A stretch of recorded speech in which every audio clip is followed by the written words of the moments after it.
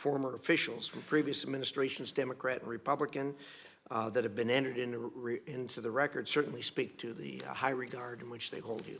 So with that, we'll turn it over to you. Your full statement will be included in the record, and we'd ask you to spend about 5 minutes talking to us about your views on these matters. Thank you. Secretary Sullivan. Thank you, Chairman Risch, Ranking Member Menendez, members of the committee. It's an honor to appear before you today as the President's nominee to be the United States Ambassador to the Russian Federation. I want to thank the President for his confidence in me and for the opportunity, with the Senate's consent, to represent our nation in Moscow. I also want to thank Secretary Mike Pompeo for his leadership of the Department of State and his support of my nomination. Finally, I'm indebted to our most recent ambassador to Russia, my friend John Huntsman, for his leadership of our mission there and his advice as I seek to succeed him. I come before the committee, as you noted, Mr. Chairman, after serving for 2.5 years as the Deputy Secretary of State and 6 weeks of that tenure as the Acting Secretary. My service at the Department, working with the men and women of the Foreign and Civil Service in Washington and around the world, has been the most rewarding professional experience of my life. But my service would not have been possible without the love and support of my family, who join me here today, my wife, Grace Rodriguez, and our children, Jack, Katie, and Teddy, my mother-in-law, Graciela Rodriguez, and my sister-in-law, Susan Rodriguez, her husband, Tony, and their children, Evan and Cameron. I'm eternally grateful to them for their support.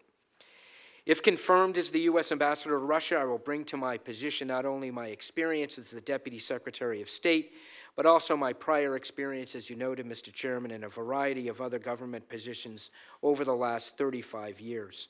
I believe my background and experience, earned in 4 cabinet departments across 3 presidential administrations, has prepared me to assume the profound responsibilities of serving as our Chief of Mission in Moscow. And experience teaches that this diplomatic mission will not be easy or simple. Our relationship with Russia has reached a post-Cold War ebb. The litany of Russia's malign actions that have severely strained our relationship is painfully familiar to this committee. Attempting to interfere in our and our allies' elections, violating the territorial integrity and sovereignty of Ukraine and Georgia, employing a weapon of mass destruction in an attempt to assassinate its citizens abroad, violating the INF Treaty, and infringing on the basic human rights of its people, among other things. Yet the need for principled engagement with Russia is as important to our national interest as ever. Russia's status as a nuclear superpower and permanent member of the UN Security Council compels us to engage on a range of issues involving global stability and security. This requires sustained diplomacy with the Russian government in areas of shared interest, for example, in arms control, nonproliferation, counterterrorism, but resolute opposition to Russia where it undermines the interests and values of the United States and our allies and partners, for example, by threatening stability in Europe and election security in the United States. As the Deputy Secretary of State, I've been directly involved in developing U.S. policy on Russia. I lead the U.S. participation in an ongoing counterterrorism dialogue with the Russians, and I led a senior U.S. delegation to Geneva in mid-July to restart a U.S.-Russia strategic security dialogue. Last month, I participated in the decision to impose sanctions on Yevgeny Prigozhin and others associated with the Internet Research Agency for their attempts to interfere with the U.S. 2018 midterm elections. In considering these complex issues, I want to acknowledge this committee's leadership and insights on Russia. As I've mentioned in recent meetings with many of you, if confirmed, I would welcome the opportunity to consult and collaborate with members of this committee individually and collectively on our Russia policy. If confirmed, I will continue to support dialogues with the Russian government on counterterrorism and on arms control, as well as on denuclearizing the Korean Peninsula, on finding a peaceful solution to the conflict in Afghanistan, on Syria, and many other issues. But I will be relentless in opposing Russian efforts to interfere in U.S. elections, to violate the sovereignty of Ukraine and Georgia, and to engage in the malign behavior that has reduced our relationship to such a low level of trust. I assure the committee that I will also be indefatigable in protecting the American citizens who live in and travel to Russia, including the U.S. business community, scholars, athletes, tourists, and all Americans who visit the Russia Federation. If confirmed, I intend to continue to press the Russian government for the release of Paul Whelan, who has been in prison without charges for almost a year now, and to demand that Michael Calvi's case be disposed of in a civil proceeding, not in a criminal court. If confirmed, I look forward to engaging with the Russian people to celebrate Russian culture, commemorate Russian history, listen to their perspectives on the issues that unite and divide us, and convey to them directly my American perspective on those issues as well. I will also continue to promote, in accordance with U.S. law, people-to-people exchanges to foster a better understanding among the Russian people of the United States, and as I have done during my travels as Deputy Secretary of State, I will meet with civil society, including religious leaders and human rights activists. Finally, there would be no greater honor for me, if confirmed as the U.S. Ambassador to Russia, than to serve with the dedicated women and men and their families who constitute our mission in Russia. I know from firsthand experience that it is not easy to be a U.S. diplomat in Moscow, Yekaterinburg, or Vladivostok. Yet dedicated career officers from across the U.S. government are serving with distinction in the wake of massive staff cuts, uncertainty, and intense pressure from the host government. Their tenacity in the face of these challenges is inspiring. Indeed, it was the example of my colleagues in Mission Russia that inspired me to seek to leave Washington and join them on the front lines of American diplomacy. I humbly ask this committee for that opportunity. Mr. Chairman, Ranking Member Menendez, and members of the committee, thank you for the opportunity to appear before you today. I welcome your comments and questions. Thank you so much. We're now going to do a round of a 5-minute round of questioning. I'm going to reserve my time, and we'll yield to Senator Menendez. Well, thank you, Mr. Chairman. Thank you, Secretary, for your statement. Do you think it's ever appropriate for the President to use his office to solicit investigations into a domestic political opponent?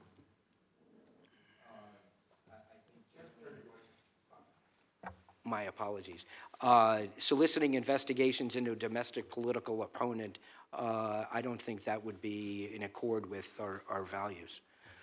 As the Deputy Secretary of State, are you aware of any other efforts by the President or anyone else to encourage, suggest, or request that a foreign government investigate one of the President's political rivals? I'm not aware of any such, Senator. Not to President Xi? No. Prime Minister May? I'm not aware of that, Senator. Let me ask you, you relayed to me, and I appreciate you came by to meet with me, and we had an in-depth discussion. You relayed to me in our meeting yesterday that you personally had met Ambassador Yovanovitch in Kiev earlier this year. Is that correct? Last year, actually. Last year, okay. So you would agree that she served the Department of State and represented the United States capably and admirably? I told her so. Yet you were the one who told Ambassador Yovanovitch that she was being recalled early, correct? I did. In your view, was there any basis to recall Ambassador Yovanovitch early? Yes, there was. The President had lost confidence in her. The President had lost confidence in her. Yes. And you were told that by the Secretary of State. I was. Did you ask why he lost confidence in her? Yes. And what was the answer? I was told that he had lost confidence in her, period. Well, that's not a why. He just lost confidence in her. Didn't explain why. You asked if I asked. I asked what I was told. And the answer you got was that he had lost confidence. He didn't explain why he lost confidence in her. Now, you said to me yesterday that once you were given this assignment, you wanted to treat Ambassador Yovanovitch with respect. Is that correct? That's correct.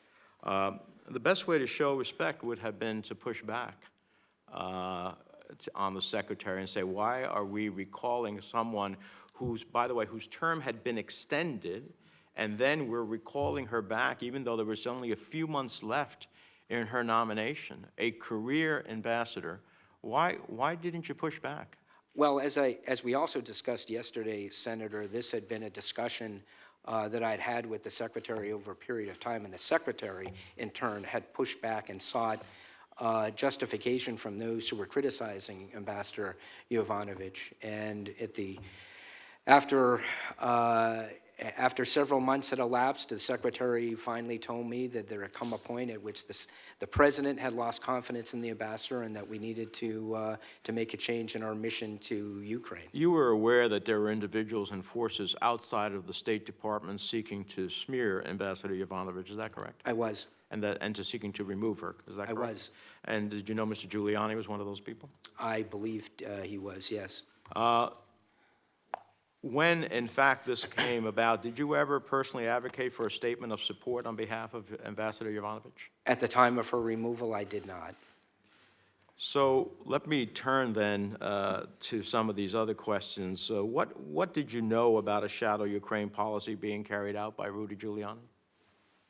My knowledge in the spring and summer of this year about any involvement of Mr. Giuliani was in connection with a campaign against our ambassador to Ukraine. And you were given a packet of disinformation attempting to smear Ambassador Yovanovitch, given to you, as if I recall correctly, our conversation by the State Department counsel? Counselor. Counselor. Yeah, it was in response to inquiries by the secretary and others about what our ambassador had done. We got, as I understood, that packet of materials. Now, did the counselor tell you how the package came to him? He had been given it, either he or the secretary, I believe it was he. He had received that packet from someone at the White House. And did he tell you that he and the secretary read the package? He had read the packet. I don't know whether, I don't believe the secretary had. Did you read the package? I did. And what did you think of it? It didn't provide to me a basis for taking action against our ambassador, but I wasn't aware of all of that might be going on in the background, and to be cautious, I asked that the packet of materials, both for purposes of assessing the truth of the matters that were being asserted and their relevance, and the provenance of the package, who was giving it to us to influence us, be looked at by the Inspector General and by the Justice Department. Did you know it was Mr. Giuliani who created that package? I don't know that. You don't To this know day, I don't know that. You didn't ask where did it come from? I did, but I don't. But yes, I did ask, but I don't know. And no one told you where it came from? No. So it happened by immaculate conception. Hence my referral of the package. Well, the reason I asked you this line of question is because you're going to an embassy, one of the most critical positions in the national interest and security of the United States, in which I think the president's views differ clearly from many on both sides of the aisle as it relates vis-a-vis Russia.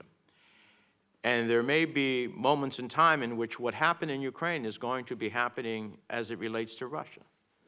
And the question is, what will you do? What will you do?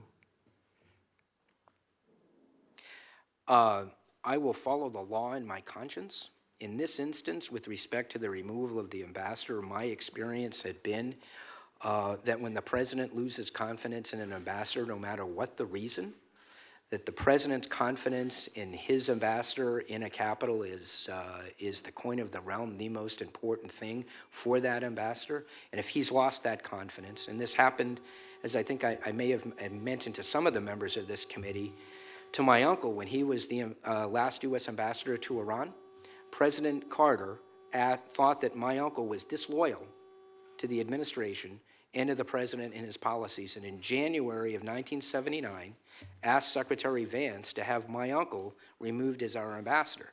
Secretary Vance objected, said that my uncle was implementing the administration's policies. He pushed back.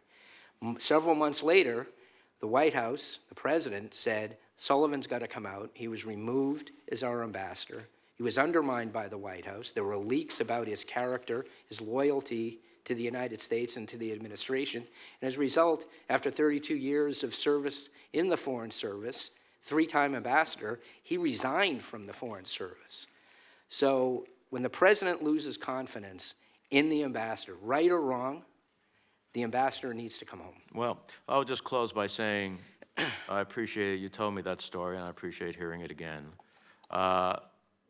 When the president loses faith in an ambassador because of political reasons, not because of policy reasons, not because the ambassador has been disloyal to the United States, not because the ambassador's not doing their job, when it is because surrogates like Mr. Giuliani and others who have political and economic interests are pushing against our ambassador, I would have hoped that you would have spoken up a lot more loudly. And if you get this position, I would expect you, if that happens to our people in the U.S. Embassy in Russia, that you will speak up much more forcefully.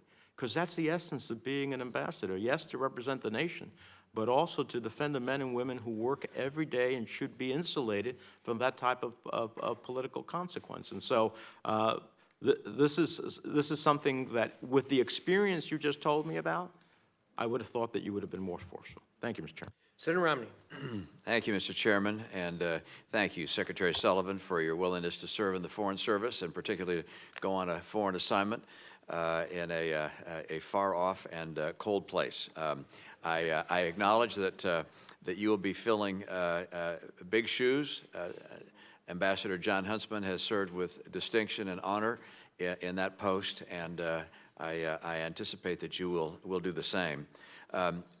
On October 21st, it was announced by Facebook that Russia continues to try and interfere in our election process by spreading false information and such, and Facebook took down a number of posts.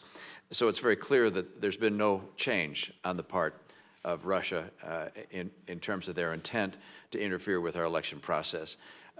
What can we do to change their behavior in this regard? What options do we have? So far, the actions we've taken have been incapable of dissuading them from their malign activity. Do you have thoughts about what actions either you can take as an ambassador or we should consider as a Foreign Relations Committee or as a nation to dissuade Russia or any other nation, Iran, North Korea, and so forth, from trying to distort our electoral process, which is, if you will, at the heart of how a democracy works. Our elections are essential to a democracy, require the confidence of our people for democracy to work, that their votes are who've made the decisions that will elect our officials. What might we be able to do? What we have done, Senator, and by the way, I might say in my discussions with members of the committee about this, this is an ongoing campaign by the Russian government. We think of it in terms of election milestones, but they're really seeking to undermine the United States, our democracy, and who we are, to divide us. We think of view it in terms of election milestones. They view it as an ongoing hybrid campaign against the United States, whom they view as an implacable adversary of theirs, and they are, unfortunately, become an adversary of ours. We've pursued sanctions. We have pursued visa sanctions, economic sanctions, criminal prosecutions. We've also... But those haven't dissuaded them. So what we've done most recently, which I can't go into great detail about in an open setting like this, but involves our own tools, not only in defense of our election infrastructure and our basic internet infrastructure, but more forward-leaning cyber methods, both in defending ourselves and our allies and partners, and taking actions against those who threaten us. Combining all of that with more direct messaging to the Russian Federation, to the Russian government from President Putin on down, that if they want to have a more stable relationship with the United States, which they profess to do, and I was with Vice President Pence when he had this discussion with President Putin last year in November at the East Asia Leaders Summit, that if they desire that, if they're true to their word, they have to stop this, that this is a red line for us, and our sanctions and our actions in response have to be directly coordinated to that message that is delivered to the Russians, that it's not just amorphous, malign activities, but it's this particular activity directed by, authorized by the senior leadership of the Russian government, carried out by non-state actors who are controlled by the Russian government, that are directed at our country, our society, and our election infrastructure. Let me turn to a moment to Russia's plans with regards to nuclearization. My understanding is that they have invested as a nation dramatically in their nuclear arsenal, modernizing it. They have also aggressively invested in intermediate range nuclear weapons in a way that has contravened our prior agreements. What is your sense of their ambition relating to their nuclear weapons program? At a time when I think the rest of the world was hoping that we would reduce nuclear weapons, that we might have a new START treaty that might actually reduce from the current levels, they seem to be investing more in nuclearization. Where are they headed and why? You've hit the nail on the head, Senator. They are investing in weapon systems that they would view, strategic systems that they would view as not covered by New START. I believe that they need to be included in a discussion, and I welcome a discussion with members of this committee, in our discussions going forward with the Russians in advance of what would be the otherwise the lapsing of the New START treaty on February 5th, 2021. Those at least 5 other weapon systems that we're aware of that President Putin publicized with that video that we're all familiar with, along with, relatedly, not just the weapon systems, the delivery systems, but a large number in a development of, manufacture of, a large number of lower yield nuclear devices that could be included on those systems that wouldn't necessarily be deemed of a strategic level. When I discussed this with my Russian interlocutors in Geneva this past summer, I made it clear to them that the people of the United States, it's not going to matter to the president or the people of the United States if we're hit by an ICBM that's covered by the New START treaty or some hybrid weapon with a low-yield nuclear weapon that destroys Denver or Salt Lake City. All those systems need to be addressed. And but that's their strategy, is to comply with New START, and we've determined that they have, but to build these other systems and a large number of devices that we don't really have a lot of transparency on. We don't even know the number. We asked for the number of nuclear weapons that they had, nuclear devices, and they wouldn't even address the question. Thank you, Senator Romney. Senator Cardin. Thank you, Mr. Chairman. Again, Secretary Sullivan, thank you very much. I appreciate your response in regards to Russia's interference in our elections, using your words, a red line, which I think it has to be absolutely clear that that's an attack on our country, on the very foundation of America. And of course, as I pointed out in your introduction, it's not unique to the United States by Russia's actions. They're doing it in many democratic countries around the world, and we must make it clear that that is a red line, that cannot be tolerated.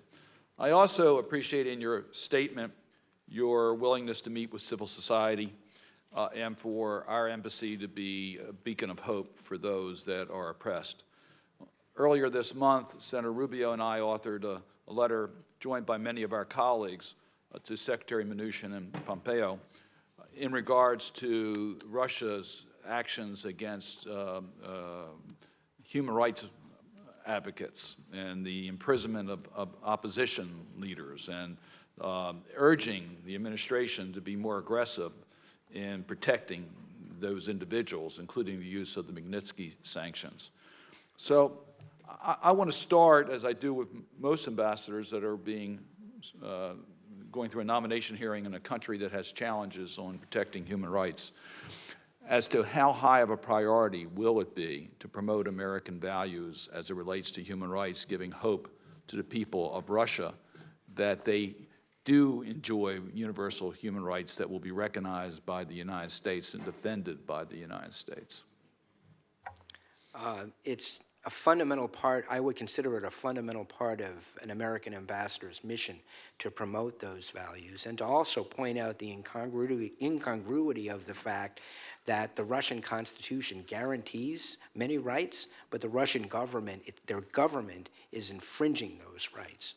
And there are many ways that we can encourage civil society in Russia I want to do, as I've mentioned to some members of the committee, I want to make sure that as is said in the Hippocratic Oath, do no harm in embracing particular individuals and subjecting them to retaliation by the Russian state for their association with us. But absolutely, I absolutely affirm the importance of promoting American values, basic human values that we all share, not just Americans, freedom of religion, and the fact that the consent of the governed, a republic, a democratic republic, is the highest form of government they're entitled to. So let me tell you the challenges that we've seen over many administrations. When there are high visible opportunities, summit meetings, rarely do we see human rights as a front center issue. Yes, we get into arms control. Yes, we get into counterterrorism. Yes, we get into the hotspots of the world trying to resolve the problems. But we see that human rights is rarely promoted to a top priority issue. I believe our mission in Russia can help make that more of a reality, that these issues are showcased when we have those opportunities. Most recently, we've had horrible humanitarian disasters in different parts of the world, and as we look for resolutions of those issues, rarely do we hold those accountable for atrocities, accountable for their actions. If you're confirmed as an ambassador, will you be a champion for American values not being ignored as we deal with other very important issues? Arms control is an important issue. Counterterrorism is critically important. But that we recognize that if we don't build those answers within American values, we're not doing a service to our country's national security. I have and will continue to do so, Senator, if I may offer a couple of examples to not just talk the talk, but walk the walk. I gave a speech on religious freedom in Khartoum a year and a half ago in the face of threats against me. It was at a mosque in Khartoum about the value of religious freedom and how important it was for the Sudanese government, which has now changed. It was then under the presidency of President Bashir. But the importance of that government respecting its citizens' rights, including religious freedom. I did the same thing in Nigeria when I was in Abuja to speak with the Nigerian president, roughly the same time last year. So we'll continue to do so. I appreciate that, and I also appreciate the fact that you responded to Senator Menendez's question that you would follow the law on your conscience in regards to areas that could have potential conflict between what many of us believe is the policies of this country and where there's conflict, particularly with this administration. And I think that becomes important. We had an appropriation in fiscal year 17 budget to counter Russia's misinformation. And the administration was very slow in releasing those funds, very, very slow. We need to get the direct information from our missions as to the importance of those types of programs to counter Russia's propaganda and misinformation. We ultimately got the monies released, but it took a long time. So we want to make sure that our head of mission, our ambassador in Russia, will be giving direct information to us as to the needs and our values. And if there's a conflict within the administration, we recognize the sensitivity of that and the importance of the ambassador to have the confidence of the president. But we need to be able to get that direct information consistent with law and your conscience. Yes, indeed, Senator. I agree. It's, as I said in my opening statement, I will look forward to working individually and collectively with this committee if I'm confirmed as our ambassador to Russia on that issue and any others that are of interest to a member or collectively the committee. Thank you. Thank you, Mr. Chairman. Senator Portman. Thank you, Mr. Chairman. And Secretary Sullivan, as I told you in our meeting, I appreciate your willingness to serve in a new and very important job that's going to be extremely difficult, because you're going to be dealing with a relationship that's fraught with problems. You talked about some of those earlier today. You talked about their interference in our elections and how strongly we feel about their malign activities, Russia's malign activities around the world, the cyber attacks, certainly what's going on in terms of disinformation, which I want to talk to you about in a second.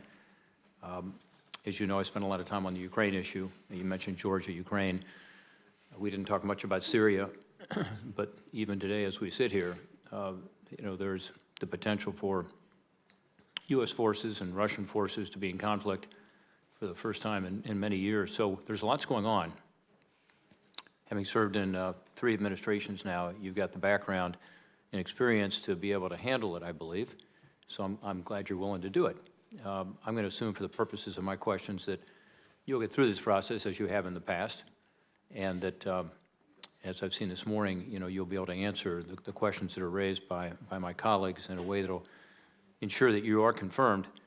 I think there are 3 areas where you can play a particularly significant role. One is with regard to disinformation. The Global Engagement Center, you have been a champion of. I appreciate that. Senator Murphy and I passed legislation a few years ago that we've been trying to ensure ends up being implemented properly, including the funding. Senator Cardin just talked about that, you know, the DoD funding, which we finally got over to the State Department. This is not just focused on Russia. It's focused on disinformation more broadly. But frankly, Russia is the #1 actor in this space.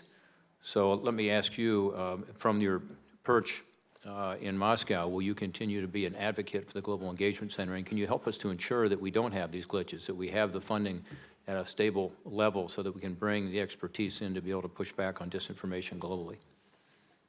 Absolutely, Senator. In fact, we spoke at my confirmation hearing 2.5 years ago. You may not remember this, but about the Global Engagement Center. Well, I remember it. You were, Yes. at that time, you made commitments that you kept, And which I appreciate. what the challenge we've had with the GEC has been that it was when it was originally created, it was focused on counting non-state actors, Al-Qaeda in the Arabian Peninsula, for example, shifting to continuing that mission, but adding state actors, specifically one as sophisticated as Russia, has made the job even more difficult, but just as, if not more so, necessary. And I appreciate this committee's help in seeking to get that funding, which has taken us far too long to get.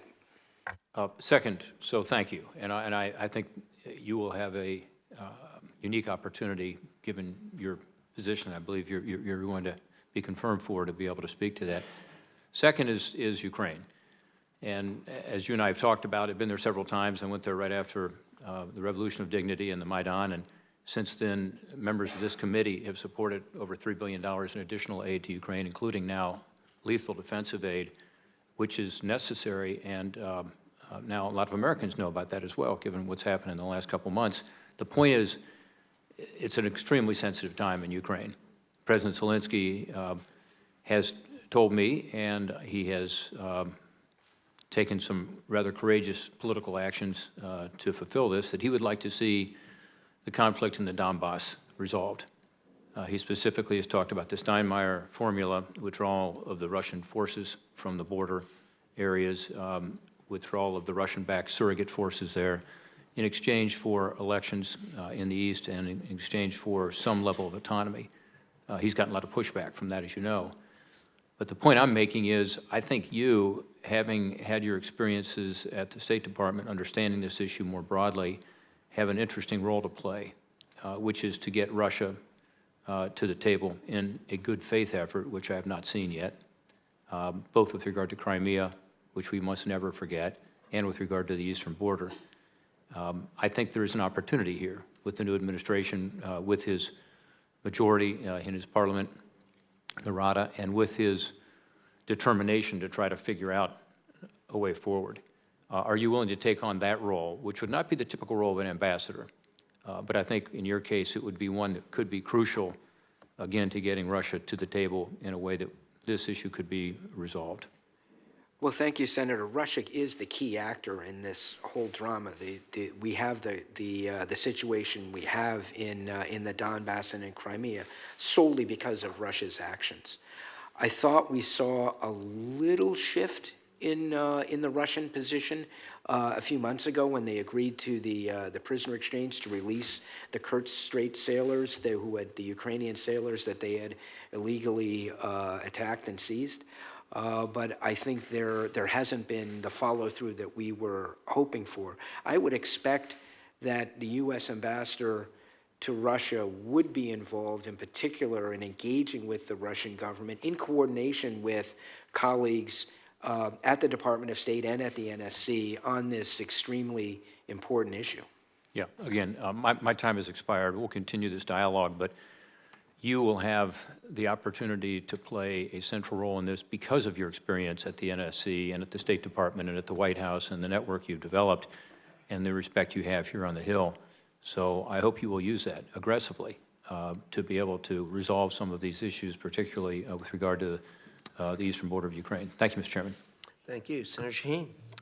Thank you, Mr. Chairman, and thank you, Secretary Sullivan, for your willingness to take on this challenging position at this difficult time. In your opening statement, you talk about the need for principled engagement with Russia that requires sustained diplomacy and resolute opposition to Russia where it undermines the interest of the United States, the interest and values of the United States and our allies and partners. Do you believe that this is the philosophy with which the President approaches our policy towards Russia? He's nominated me to be his ambassador, Senator. I believe that is I would be fulfilling the President's desires with respect to Russia if I pursued that policy that I have laid out. As you prepare to take on this engagement, can you explain whether or not you were briefed on President Trump's 2-hour private meeting with President Putin in July of 2018?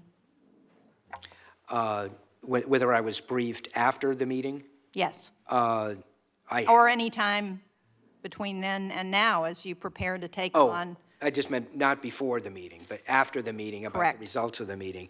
Yeah, I've been briefed by the Secretary of State and the National Security Advisor to the President, and the two principal items that I was charged with coming out of that meeting were the two dialogues that I now lead on counterterrorism and our strategic security talks with the Russians. There was a third request from President Putin concerning a business-to-business dialogue, which has yet to be implemented. It really wouldn't involve substantial involvement by the United States government. But those were the three issues that I was briefed on coming out of the President's meeting with President Putin last year. And did you ever see the actual notes from that meeting, or that was a verbal briefing from Those Secretary were, Pompeo?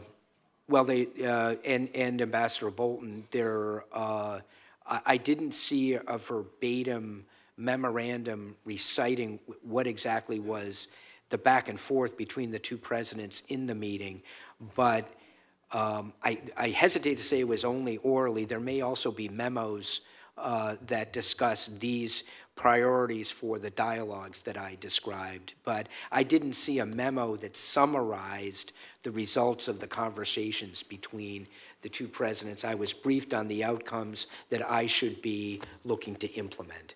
And that briefing may have been in writing as well as orally. I can't recall at this point. A large number of Russian ISIS fighters are being held in prisons guarded by the SDF in northeast Syria. Of course, many more remain at large.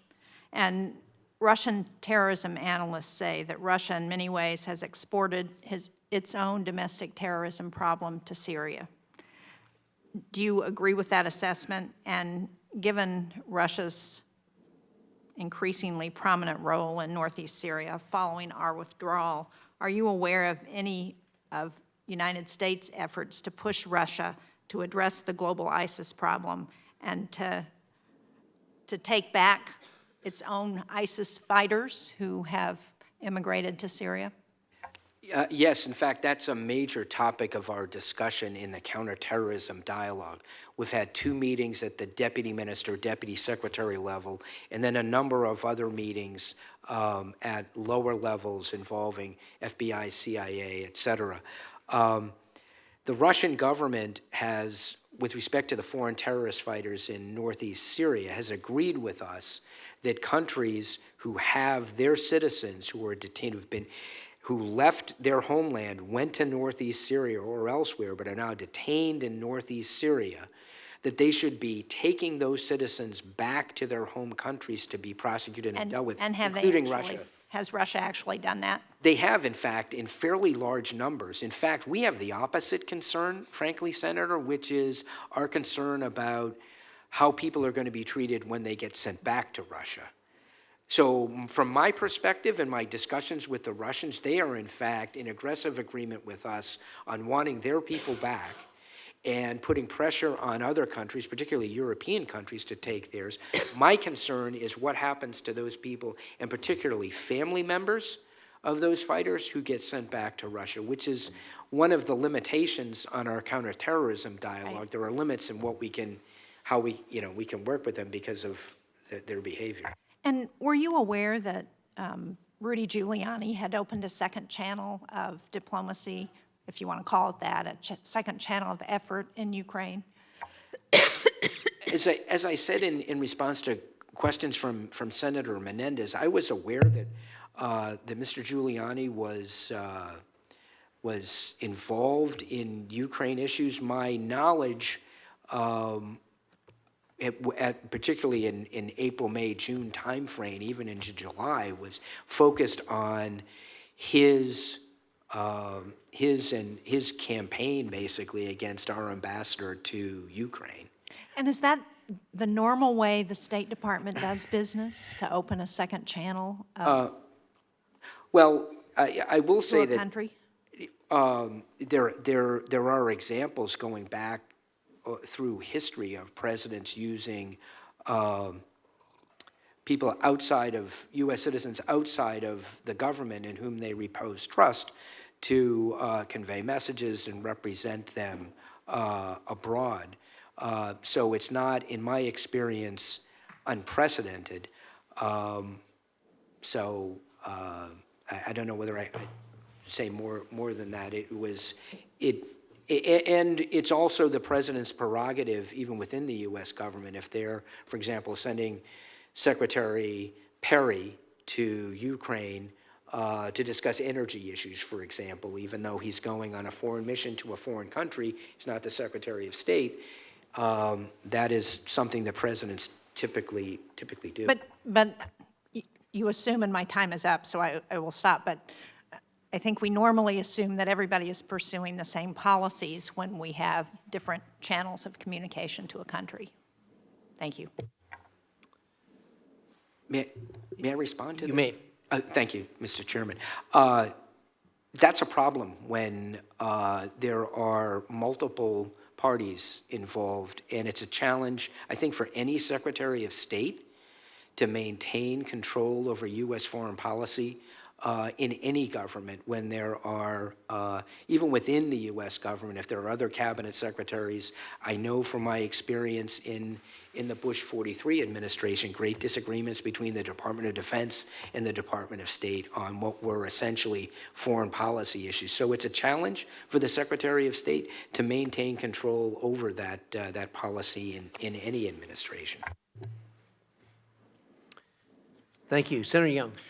Secretary Sullivan, hello, and welcome to the committee, and congratulations on your nomination. I found you to be accessible and highly competent, and you've comported yourself with great integrity thus far in public life. So I'm disposed to support your confirmation. I have a question about a series of questions related to arms control, which you've identified in your testimony as an area of sort of shared concern, shared interest between the United States and Russia. And I do think it's important, as many challenges, as many disagreements as we have, if we can find some areas of commonality, I don't think that's a bad thing. Earlier you affirmed that you believe it's in the best interest of the United States to pursue an extension of New START. You further indicated, I think, that Russian strategy is indeed to comply with New START, but all the while to build other weapon systems and also develop lower yield nuclear weapons. In conjunction with pursuing a New START extension, are there particular updates or conditions that you believe are necessary to ensure New START is as potent and enforceable as possible? Yes, and what I'd say is what I think our position, the United States position should be, would not to be to announce the extension of New START today, it expires on February 5th, 2021, but to engage immediately with the Russians on not just the terms of an extension, but these other weapon systems that I discussed with Senator Romney, the 5 that I think you and I talked about when we met earlier. So what role would you play as ambassador in those conversations and in ensuring we land in the right spot? Well, my expectation is if I am the chief of mission in Moscow, that I would be consulted and be a conduit to the Russian government in both directions. But my expectation is if we were to proceed with substantial arms control negotiations, that would be a major undertaking requiring a large bandwidth of resources from the U.S. government across the interagency, from the Joint Staff, DOD, NSC, the intelligence community. My expectation is that as ambassador, I would not be as directly involved as those negotiations proceeded. Yeah, that's fair. Let me move to the plumbing, right? One of the most important roles of an ambassador is to make sure that the trains run on time, that personnel have what they need, are very competent diplomatic personnel, and so forth. And so you're going to need full embassy staffing and a functioning network of consulates throughout the country in order to be able to, most effectively carry out your mission. In April of 2018, as you and I discussed in my office, Russia expelled 60 of our diplomats and closed our consulate in St. Petersburg. So what actions will you take, Mr. Secretary, to get our embassy staffing numbers back to where they need and to reopen that St. Petersburg consulate so that it can serve Americans, citizens who are visiting from abroad? Well, we have an ongoing discussion with the Russian Foreign Ministry on these issues, and it's gotten to the point where our staffing level was cut to 455 U.S. direct hires. In fact, because the dispute we have with Russia extends beyond just the initial expulsion of 60, but their refusal to give visas for us to be able to backfill, we're substantially below 400 people at this point in our mission. So I think the problem is even greater than you described it. Yes, it's very acute, and that's become clear to me over my 2.5 years as our mission has shrunk. We lost the consulate in St. Petersburg. The price for the consulate in St. Petersburg, we closed the Russian consulate in San Francisco.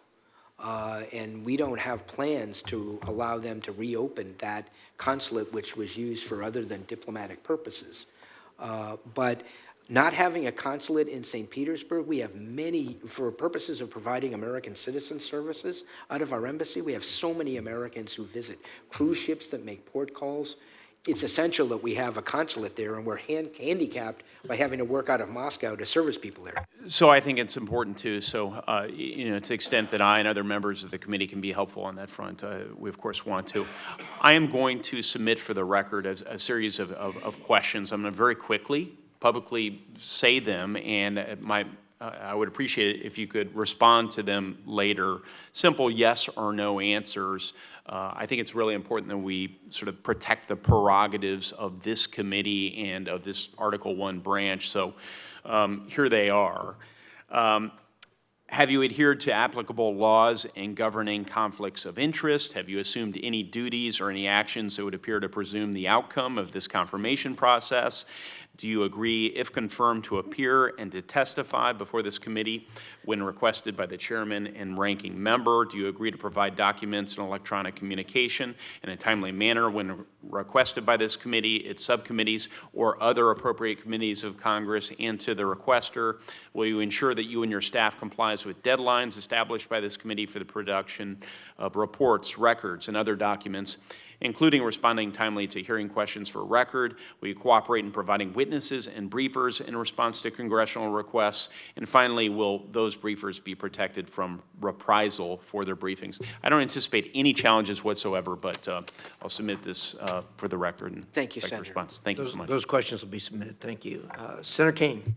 Thank you, Deputy Sullivan. Thank you so much for your strong public service. Have you reviewed the memorandum of telephone conversation of the July 25 phone call between Presidents Trump and Ukrainian President Zelensky that the White House made public last month? I have.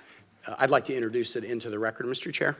Yeah, be introduced. The memorandum states that it's not a verbatim transcript in the presence of several ellipses, and the memorandum suggests that some material was deleted. Have you read a full transcript of that conversation? The only version of that memorandum that I saw, Senator, was one that I got via public media. Okay. Have you asked to read any fuller version other than the one that you've read? I have not. Do you know whether any member of the State Department was invited to participate in that call? I believe the Secretary has said that he did. I don't know if others, my expectation is not, but I don't know that. Okay. President Trump initiated a discussion about former Ambassador Marie Yovanovitch on the call, saying the former ambassador from the United States, the woman, was bad news. Do you believe that this dedicated career Foreign Service officer was bad news? As I said earlier, Senator, as an Ambassador Yovanovitch, in her written statement to the House impeachment inquiry, I told her that I had no reason to believe at the time that she had done anything to be. And I think you've testified this already, but do you know what the president meant by the statement, she's bad news? I don't know. He later said in the call, well, she's going to go through some things. Do you have any idea what the president meant by that comment? I don't. She testified before the House that you told her that she was relieved of her post because she'd lost the president's confidence, but that she'd done nothing wrong, and that she had been the subject of a concerted campaign against her. Is that accurate? Is that accurate in terms of what you told her? Yes, it is. I was intrigued by who was mentioned on the diplomatic call and who wasn't.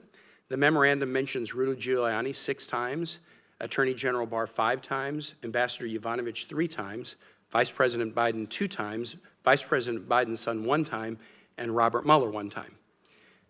The transcript does not mention Secretary Pompeo, Ambassador Taylor, or anyone at the State Department other than the disparaging comments about Marie Yovanovitch. And the president repeatedly urges President Zelensky to work with Rudy Giuliani and Attorney General Barr. Does it surprise you that on a diplomatic call, the president would encourage Ukraine to communicate with Rudy Giuliani and AG Barr, but not Secretary Pompeo or Ambassador Taylor or the State Department? Well, I think in the context of those references, Senator, it was to our anti-corruption efforts, which have been long-standing, going back to the prior administration. So it doesn't surprise. Doesn't the State Department work on some of those things? Absolutely, as do other cabinet. But we're not mentioned. President Zelensky raises the issue of defense cooperation and expresses interest in purchasing Javelin missiles. We now know that the White House was thwarting the command of Congress by withholding military support from Ukraine. When did you become aware of that? Of that? Of the thwarting of the military aid to Ukraine? I was aware that there was a hold on security assistance to Ukraine. I wasn't aware of the reason. Okay. In response to the request for military support during the phone call, President Trump does not encourage President Zelensky to reach out to the Secretary of Defense, the EUCOM commander, or Ambassador Taylor. He just encourages Ukraine to communicate with Rudy Giuliani and Attorney General Barr. Does it surprise you that on matters of defense cooperation, the president would encourage Ukraine to communicate with Rudy Giuliani and AG Barr, but not the Department of Defense or our ambassador? Well, as I said in response to your question regarding the Secretary of State, my understanding was, in reading that transcript, the president's focus was on anti-corruption efforts, which is why he would have referred to the Attorney General. But President Zelensky was asking about defense aid, and President Trump was engaging in that conversation, but not encouraging communication with the Department of Defense. President Zelensky also raised the issue of trade with the United States and talked specifically about cooperation on energy-related issues. We now know that the White House directed Trade Representative Lighthizer in August to shelve all trade discussions with Ukraine. In response to the discussion about trade and energy, President Trump does not encourage President Zelensky to reach out to Secretary Ross, Secretary Perry, Trade Representative Lighthizer, or Ambassador Taylor. He just encourages the president to communicate with Attorney General Barr and Rudy Giuliani. Does that surprise you on a matter of trade and energy? Again, I'd have the same answer Okay. that I believe the president's overriding focus was on Well, interruption. for the record, we all know that Rudy Giuliani and Attorney General Barr are not responsible for U.S. policies on commerce, trade, energy, defense, or diplomacy.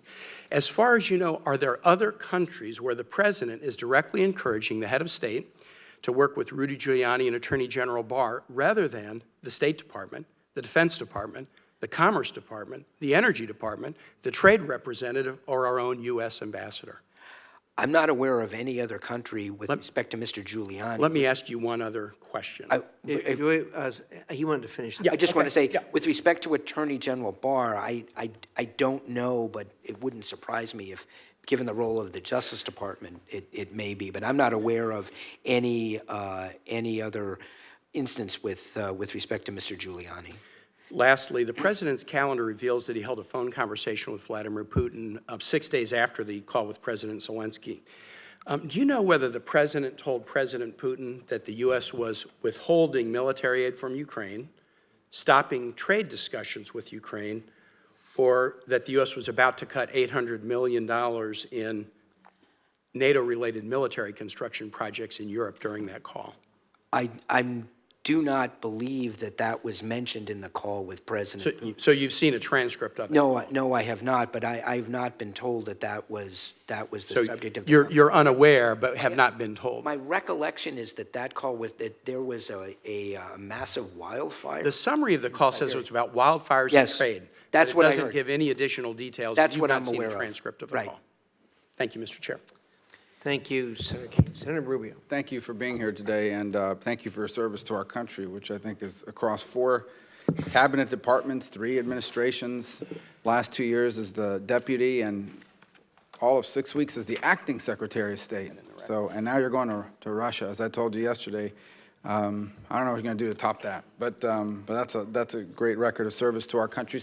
Because you're the nominee to such an important post, I think we're just going to cut to the chase. We all understand the theory and the argument made that the President of the United States was engaged in an effort to leverage U.S. foreign aid to a country in exchange for that country helping him go after a political opponent. That is the allegation. That's what the House is looking into. Bottom line, were you aware at any time, or did until, of course, the stuff was broken in the press, but before that time, did anyone ever come to you? Were you ever aware of that sort of connection, that quid pro quo is being alleged? Was that something that you were a part of? Just for the record, I think that's important. I was not, Senator. You were not aware? I was not aware. You've never heard anyone tell you if they'll get the money if they investigate a political opponent? Not until the recent developments and disclosures from the whistleblowers complaint. That's the first time you're aware of it, okay? Just as another matter, because of your record, listen, I think you can be, as I am, deeply concerned that we would remove an ambassador from a post as a result of what now appears to be at least a somewhat foreign-directed effort, a concerted effort to spread misinformation about that U.S. ambassador. I would imagine it's wrong. It's bad for morale. It would encourage adversaries to do the same.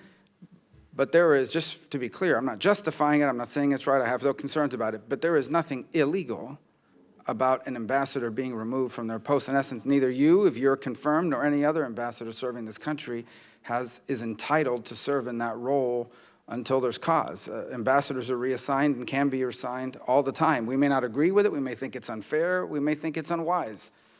But you and anybody else serving in a post overseas could be reassigned or asked to be reassigned at any moment. For any or no reason, the president's authority, as I understand it, he may decide that he doesn't like my testimony today and doesn't want me to go to Russia. The president can decide when he loses confidence in his ambassador or his nominee that that person is not going to continue as ambassador.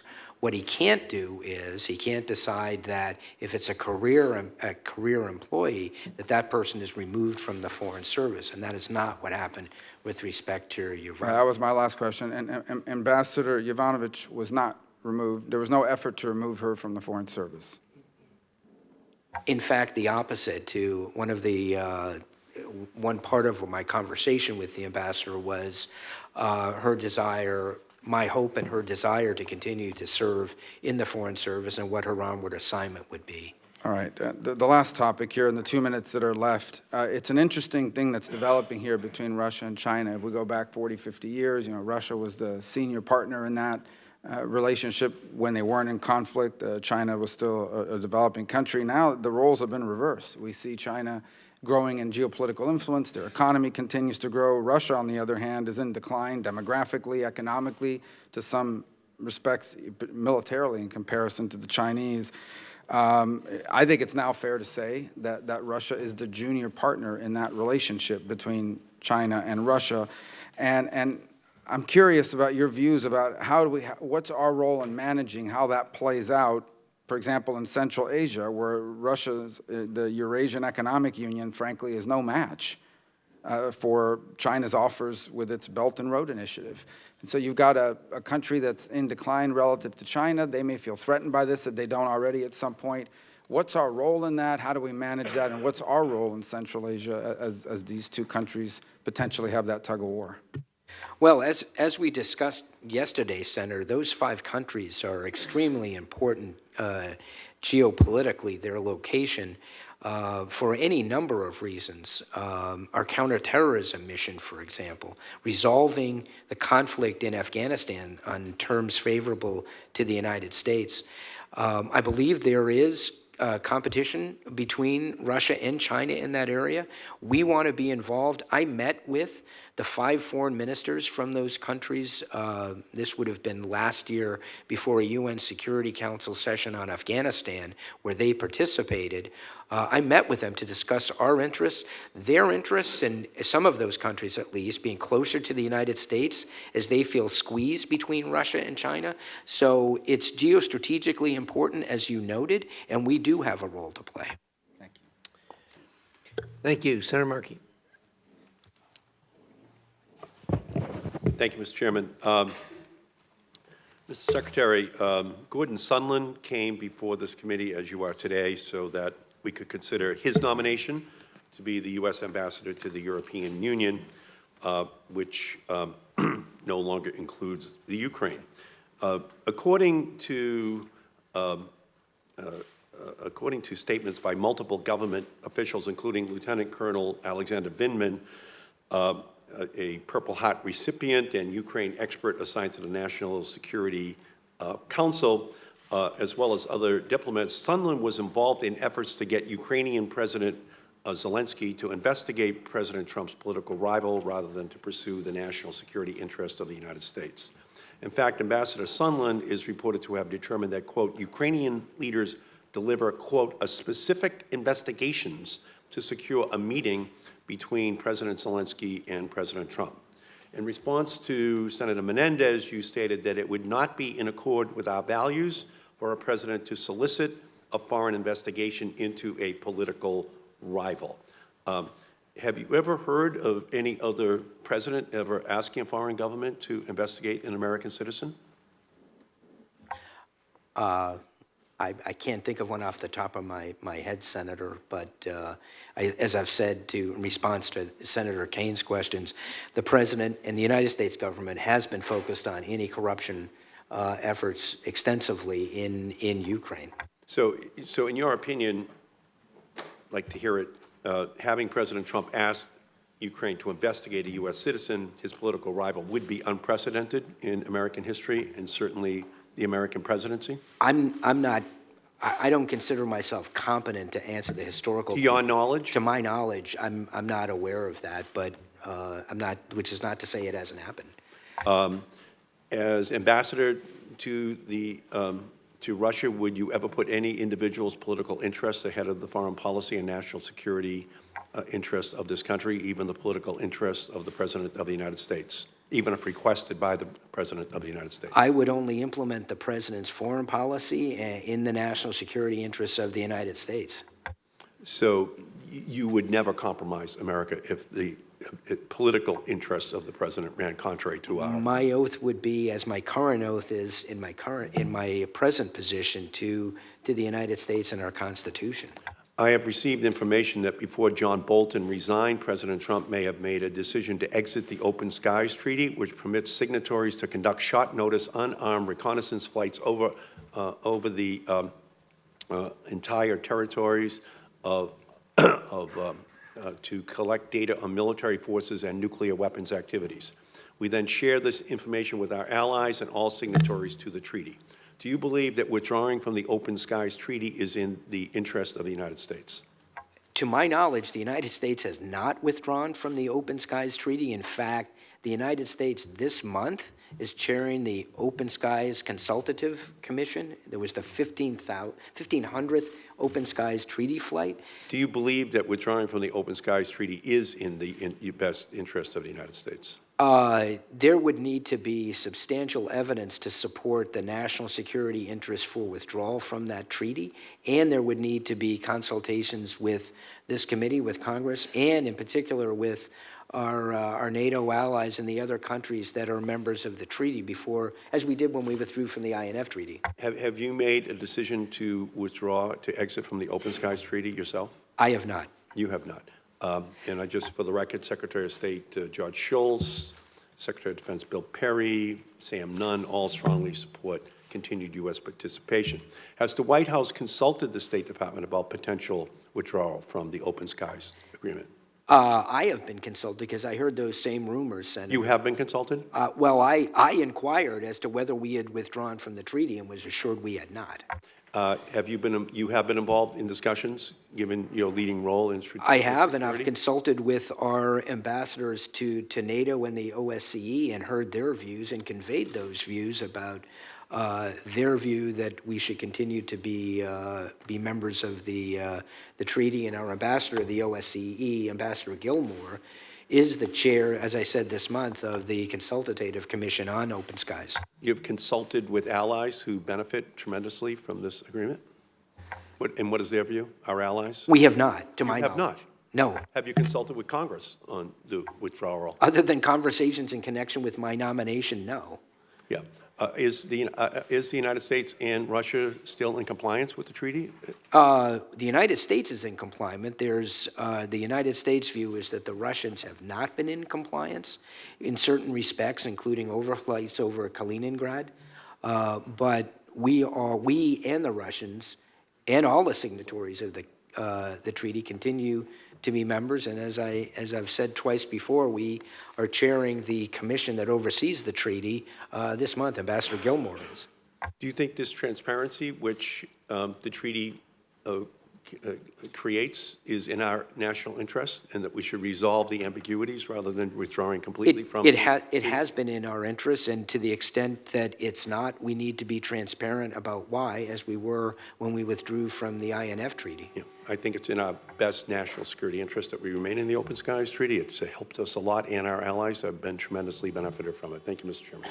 Thank you, Senator Markey. Senator Barrasso. Thank you very much, Mr. Chairman. Congratulations. Good to visit with you again. I know you've had a lengthy discussion about Russia's new strategic nuclear weapons. I wanted to just go back a bit to the New START Treaty, which I always believed was a one-sided agreement. I voted against it, have major concerns about it. And to me, it was more about reducing the United States' strategic nuclear forces, but not Russia's forces, because that treaty required the United States and Russia to reduce our deployed nuclear warheads to numbers that Russia was already below those numbers. I thought it was one-sided, unfair, and that we made significant reductions to get below the limit. So in future arms control negotiations with Russia, are you committed to ensuring that the United States isn't entering into a one-sided arms control agreement where we are a party required to actually make more reductions when Russia is not? Absolutely, Senator. The United States should only enter into any treaty, particularly an arms control treaty, that is in the interest, national interest and security interests of the United States. Russia, to me, it continues to use economic instruments and propaganda to achieve its objectives and exert influence in Europe. And we see this as we travel in Europe, visit with our NATO allies. They try to influence and exert control over countries through a variety of means. Military intimidation, energy dependence, cyber attacks, trade. Would you speak to what you see as Putin's ultimate objective? Well, particularly with respect to Europe, fracturing Europe, particularly Eastern Europe from Western Europe. I've spent a lot of time traveling in Eastern Europe and the Balkans, which is really a laboratory for Russian hybrid warfare, whether it's cyber, disinformation, intimidation, etc. It's more significant in Ukraine, where there's actually violence being done on a daily basis, not only in Donbass, but it's not really well known, but there are assassinations in Ukraine that are carried out. It is a hot war. There have been 13,000 people that have been killed in Ukraine and the Donbass over the last 5 years. So that's not just hybrid warfare, that's real warfare. So what are the most effective tools and leverage points that we could use in trying to change Russian behavior? Well, we've talked about some of those today, Senator: sanctions, visa, and economic sanctions, and also we've worked hard with our allies and partners, particularly in Eastern Europe, to harden them and their infrastructure, particularly cyber infrastructure, against intrusions, forward deployment of U.S. assets, and by that I mean cyber. As well. I think that's very important for us to support, because they are under stress every day, particularly under cyber threats from Russia. One of the things that we discussed when you came to my office was the issue of Europe's reliance on Russian energy and Russia's effort to addict Europe to their energy sources. Europe is trying to work on a number of initiatives to counter this influence. The European Union members, at least, have identified the risks associated with it, although Germany is moving ahead with the pipeline to Nord Stream 2.